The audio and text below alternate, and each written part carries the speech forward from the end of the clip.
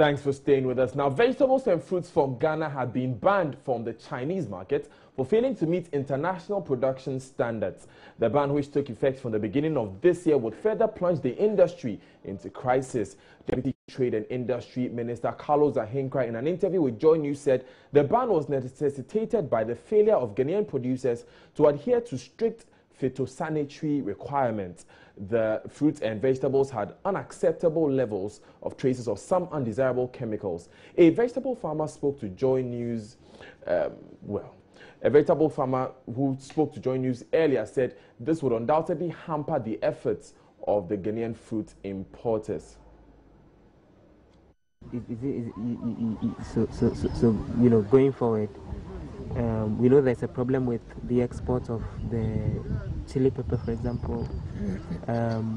What do you know about what exactly led to this problem, and what do you think can be done to help deal with it for you going forward, so you guys can make a lot more money from exporting your chili pepper?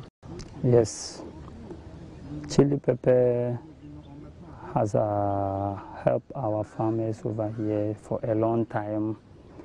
And the one major problem facing the chili pepper is pests and diseases. Pests and diseases that attack the chili pepper. And we have done a lot of training for the pests and diseases.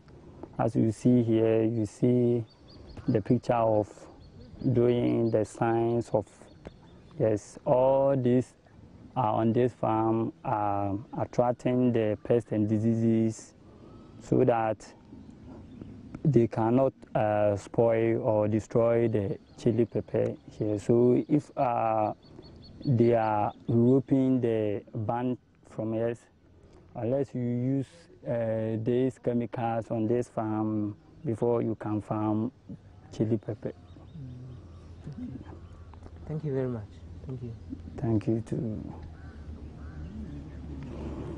That was a vegetable farmer in the eastern region. Now, China's decision would undoubtedly hamper the efforts of Ghanaian fruit exporters to overturn another ban imposed by some Western countries a year ago. We have the Executive Secretary of the Importers and Exporters Association of Ghana, Samson Asaki Awingibit, and he's here with us in the studio to try and understand this issue a bit further. Thank you very much, Mr. Awingibit, for your time.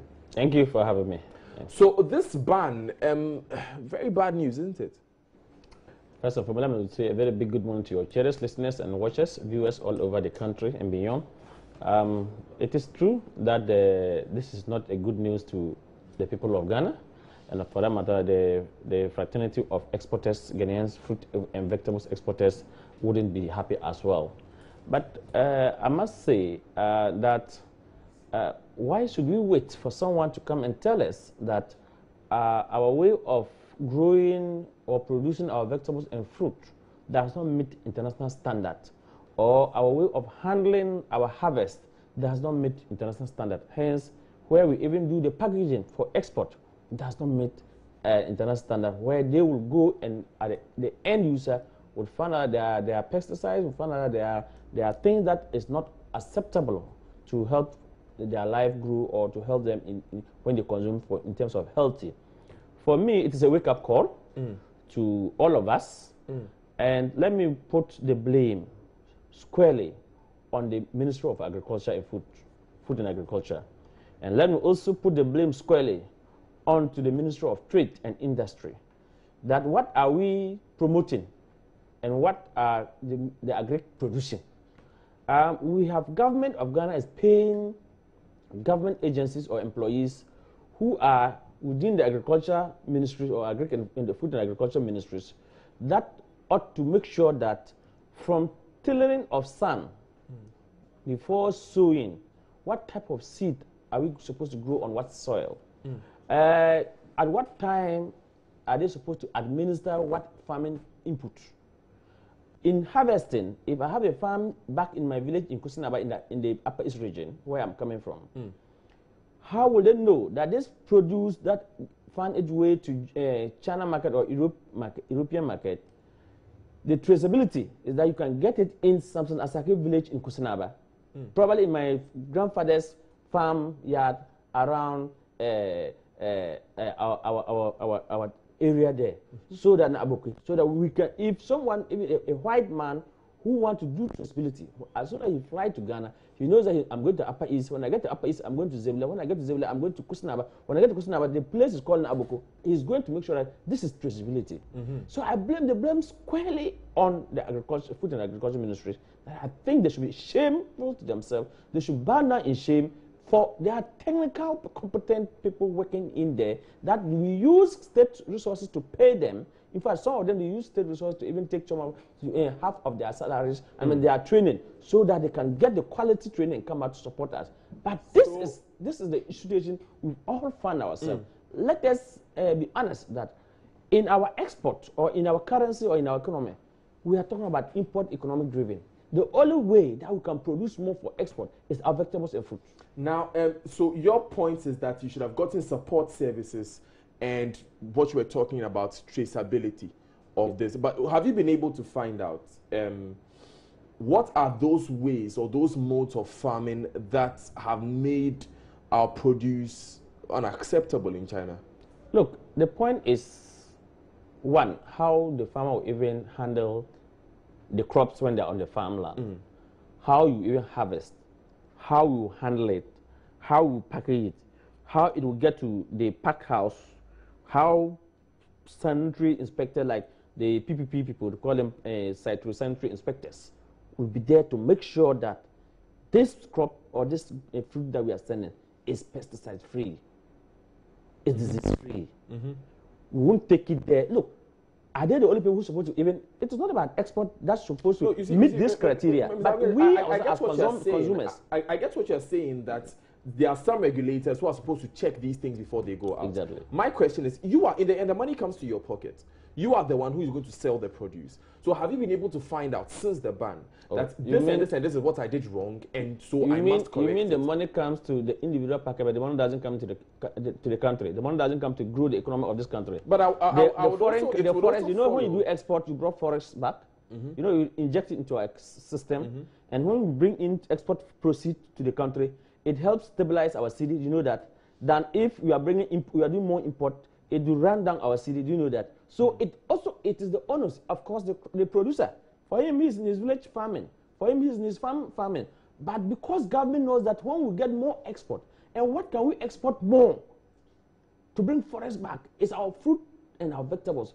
Government ought to make sure that those who needed to be, and make sure the monitor. Look, when you go to America and other areas, the agri department, poultry department, they make sure they are with the farmer. It doesn't mean because the person is in business, you leave him to be on his own. And that is why if a commercial bank give you loan, they are always having relationship managers visiting you. It doesn't mean that because you have gone for a loan, they should leave you to be doing whatever you want to do. That's fine, sir. But in absence of that, still, because I'm speaking to you here as the head of the Importers and Exporters Association, exactly, not just as an individual producer. So in the absence of what you say government should have done and what they are not doing, have you taken any steps to ensure that, you know, your produce, at least you find out why your produce was banned? That is why I'm saying that the China banning is a big blow to the Ghanaian, not even to the exporter, but to the farmer who is right away producing, because they keep on producing. And your produce can only get to the local market, but cannot get to international market. And the one who also go and buy for an export. And government, the kind of confidence government would have gotten, the revenue that would have come back to our country to support our economy. All of us are in this race. All of us are we are bleeding. Our hearts are bleeding. Because the biggest market that you can have, apart from European market, is China market. And today, we are talking of $13 billion that government, the vice president, when they are bringing to this country. In fact, some of them is going to go and support our one district, one factory. And if that is the case, what are we looking forward? It can be one of the boom areas, Ghanaian vegetables and then fruits. We can produce more and export, and that can bring the hard currency. So I'm saying that, yes, the farmer may be doing for his own work, that is his trade, his work. The exporter may be doing that his profession. That's why you want to go to. But the country also benefit, means major benefit, because right now we've seen the stability of the city. Now that China is saying that they will not accept our produce, European having also lifted the ban, where are we? We are all going to suffer. I get you, but you see, I was asking the question, for instance, because I know a farmer who had to relocate from one region of the country to another part because he said, in this part, when I farm here, the rivers are polluted because of illegal mining. Exactly. And so I have to move to this other place to site my get farm clean water. to get clean water. Exactly. And that is how I can export it. Exactly. So that by those individual decisions taken by farmers, even in the absence of the work that we need to advocate for governments to do, we can still get some of our produce out there. Has the association or any individual producer taken the pains to find out what is wrong with my produce? How do I improve it? Even if the producer, the local farmer, wants to take the pain to diagnose himself, to understand why in fact, as it stands now, you don't know which particular area vegetables is being banned, or that caused the mayhem. But if we're having institutions that is so vigilant, making sure that wherever it's coming from, if the country where they are banning us could tell it is this particular, and there's a barcode, they will be able to trace to know where the problem, what is the problem, and can work to correct it. As it stands now, every vegetable, no matter how he has changed a venue or a place to go and grow his produce, is uncalled for because what they know is that Ghana produce and fruit and vegetables has been banned. Meanwhile, others are doing the right thing. So I'm saying that the government of Ghana, the Minister of Agriculture, ought to step up more. It's not about wearing suit and tie and sitting and speaking big English in the TV. No. Well, let me go on the phone lines and speak with Mr. Johnny Eboa. He is the president of the Peace and Love Vegetable Growers and Sellers Association. Thank you very much for joining us, Mr. Eboa. Thank you too, sir. So how does this ban affect you specifically? Master, it's very much problem. Too much problem for us. You know, Ghana vegetables, me, I say it's very safe from toxic and bacterial contamination. But I don't know where this type comes from. And those people who are saying that Ghana vegetable is polluted or so that they have banned it. We produce a lot, but Ghanaians don't have interest on vegetables. So these foreigners are those who help us to get at least a little turkey to cater for our families. The day that I heard this news, in fact, I was very sad because the foreigners are often helping us. So once such a situation comes, in fact, it will harm a lot of people and a lot of families in Ghana here. It affects our production too much because Ghana, when we produce vegetables, say 100%, at least about 30% that we can patronize. The rest of it goes waste. So all these foreigners, most of the times, they help us to patronize a lot. But I don't know where this program comes from. And what are the actual problems that the bank or the ban? So, Mr. Eboa, since this ban was announced, have you seen any authorities? Have you tried to, have the authorities contacted you in any way to try and improve upon the way you do your work? No, nobody. Because normally, some of our information come from the Ministry of Food and Agriculture, but through our special agents. And recently, I haven't heard anything about that.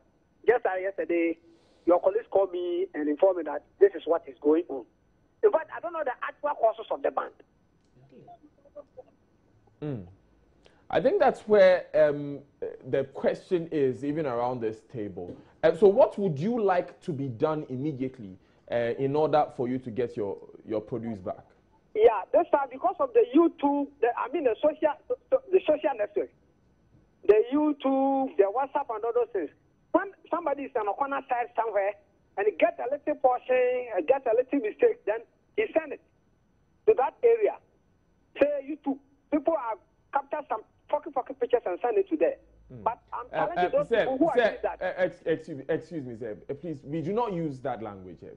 Very yeah, sorry. okay. Yeah, Pardon me for that. You cannot. Pardon me for that. I'm sorry for using that language.